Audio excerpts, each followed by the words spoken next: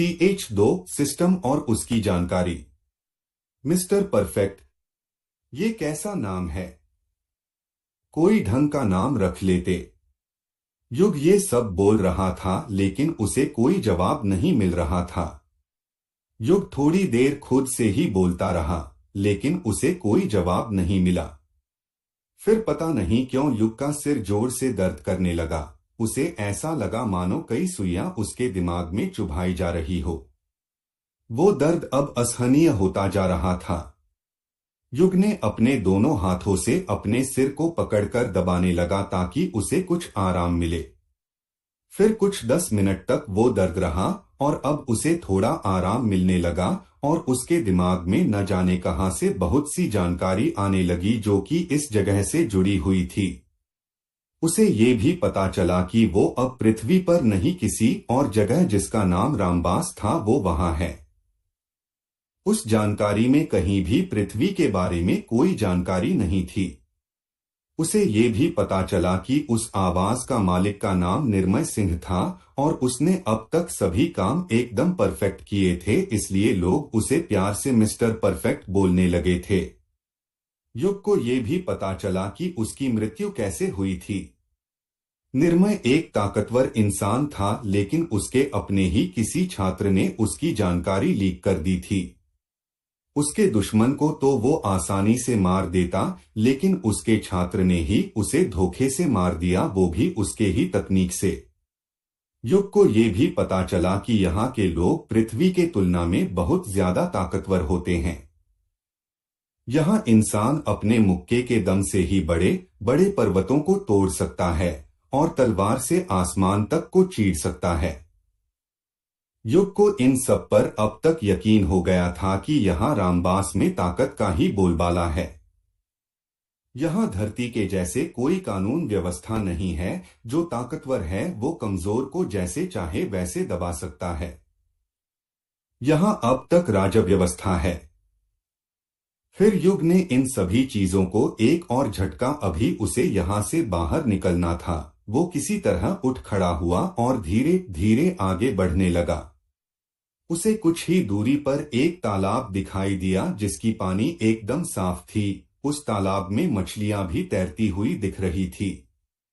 युग को प्यास भी लगी हुई थी। वो तालाब की ओर झुका ताकि अपने दोनों हाथों से पानी निकाल सके और जैसे ही वो झुका उसे एक जोरदार झटका लगा। वो 2 कदम पीछे हो गया। युग ने अपने चेहरे को देखा था जो कि युग का नहीं किसी और का ही था। युग ने कुछ देर तक खुद को शांत किया और फिर से अपने चेहरे को देखने के लिए सिर झुकाया और उसने देखा कि ये चेहरा उसका नहीं किसी और का है। ये आदमी कोई 30 वर्ष का होगा। उसका चेहरा एकदम गोरा था, उसकी आंखें नीली थी, उसके बाल काले और लंबे थे किसी लड़की की तरह। उसके चेहरे में सिर के पास हल्की चोट लगी थी जो कि शायद उसे लड़ने से लगी हो। युग अपनी दुनिया में वैसे तो दिखने में खराब नहीं था लेकिन इस चेहरे के सामने उसकी चेहरे के तुलना करना ऐसा था मानो कीचड़ का सफेद पानी से। इस चेहरा के सामने पृथ्वी के किसी बड़े से बड़े मॉडल को भी भिखारी ही समझा जाएगा।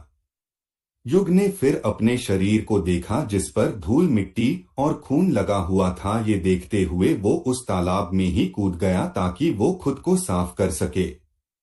थोड़ी देर में उसके शरीर की सारी गंदगी साफ हो गई थी। उसे शरीर पर लगे हुए खून को साफ करने में थोड़ा समय लगा क्योंकि वो जम चुके थे। युग तालाब से बाहर निकला और अपने पूरे शरीर पर अच्छे से निगाह डाली। उसका शरीर एकदम दूध जैसा सफेद था। उसके मांसपेशियां किसी योद्धा की तरह थी। उसका शरीर एकदम परफेक्ट था, कहीं से भी कोई कमी नहीं दिखाई दे रही थी। युग अब सोचने लगा कि आगे क्या किया जाए। उसका शरीर एकदम थका हुआ था। उसे आराम की सख्त जरूरत थी लेकिन इस जंगल में वो आराम तो कर नहीं सकता था, ऊपर से भूख भी बहुत तेज लगी हुई थी। तभी उसकी नजर तालाब की मछलियों पर गई तो उसकी भूख और तेज हो गई। उसने किसी तरह तालाब से 2 मछलियां निकाली और उसे कच्चा ही खाना शुरू कर दिया। उसे यहाँ इस जंगल में कहाँ से आग मिलता। वैसे तो उसे कच्ची मछली खाने का मन नहीं था, लेकिन भूख के मारे आदमी क्या नहीं करता। वो सब कुछ करके आगे बढ़ गया, लेकिन उसे कुछ समझ नहीं आ रहा था किधर जाए और क्या करे। उसकी यादें अब तक धुंधली ही थी। वो जोर जोर से आवाज देने लगा, कोई है, कोई है।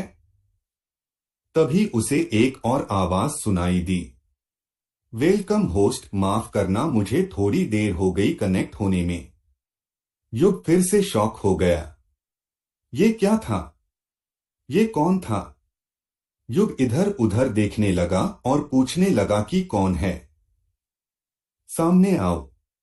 वो आवाज तो नहीं आई, लेकिन युग के सामने एक स्क्रीन जैसा कुछ आया जिस पर बहुत सी चीजें लिखी हुई थी, और तो और वो ऐसी भाषा में लिखी थी जिसे युग आसानी से समझ सकता था। युग जब उस स्क्रीन पर देख रहा था तभी वो आवाज उसे सुनाई दी, होस्ट, ये आपका स्टेटस स्क्रीन है और मैं आपके अंदर ही हूं। आप मुझे कभी भी एक्सेस कर सकते हैं। मैंने पूरे क्षेत्र को स्कैन कर लिया है। आप अभी विधु आश्रम के पीछे वाले भाग में हैं। आप यहाँ से अगर सीधी दिशा में चलते रहेंगे तो आप आसानी से विधु आश्रम पहुंच जाएंगे, जिसके बारे में उस आत्मा के टुकड़े ने बताया था। युग ने उससे पूछा, तुम मेरे अंदर कैसे आए? और क्या यहाँ हर व्यक्ति के पास सिस्टम जैसी चीजें होती है? युग ने डरते हुए पूछा, क्योंकि ये चीज उसके अंदर थी जिसके बारे में उसे कुछ नहीं पता था। नहीं होस्ट, ये सिस्टम बस आपको मिली है। मैं आपके आत्मा में बहुत पहले से हूँ।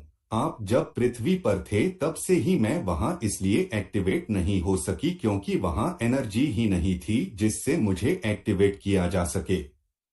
आप जैसे ही इस शरीर में आए, मुझे एनर्जी मिल गई और मैं एक्टिवेट हो गई।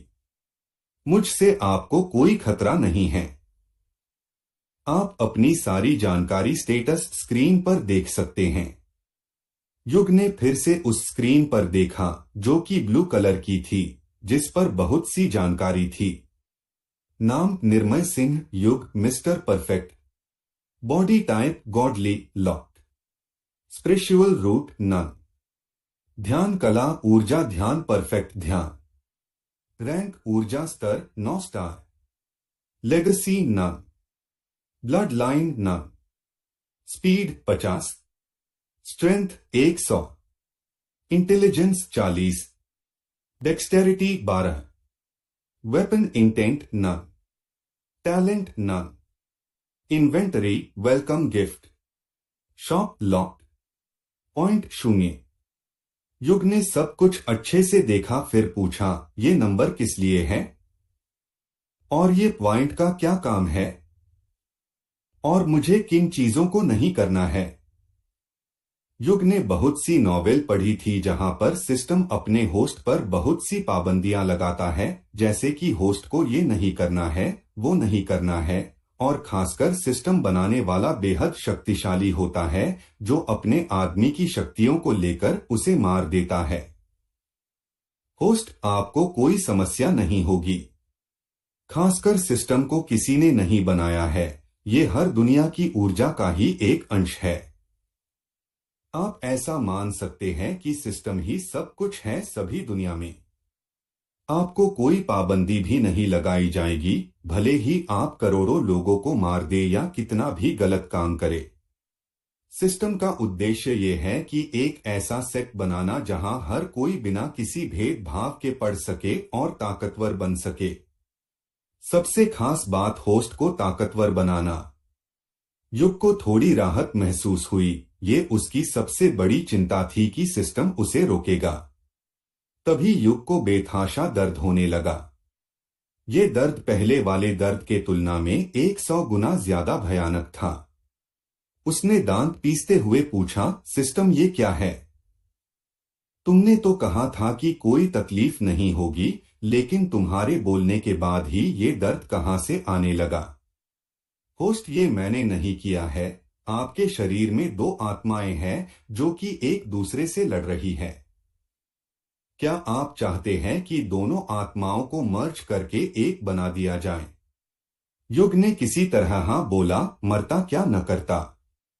Soul merging merging time 30 second. 1, 2, 29, 30। Soul merge successful. Intelligence +5। Host, अब आप दो आत्माओं के मालिक हैं। आपको आत्माओं के अटैक से अब कोई नहीं हरा सकता। युग को अब राहत महसूस हुई। उसे ऐसा लग रहा था जैसे कि वो अपने आसपास की चीजों को अच्छे से देख सकता है। उसे अब तो अपने आसपास की ऊर्जा भी महसूस होने लगी थी। New mission. विधु आश्रम पहुंचने पर 10 पॉइंट्स। समय 2 घंटा। युग ने ये देखा तो वो उसी दिशा में आगे बढ़ गया जिधर वो आश्रम था। क्या युग विधु आश्रम पहुंच पाएगा? क्या सिस्टम सच में उसका साथी था या दुश्मन? तो आपको क्या लगता है, इस कहानी में आगे क्या होगा? कृपया अगले एपिसोड के लिए चैनल को लाइक और सब्सक्राइब करें।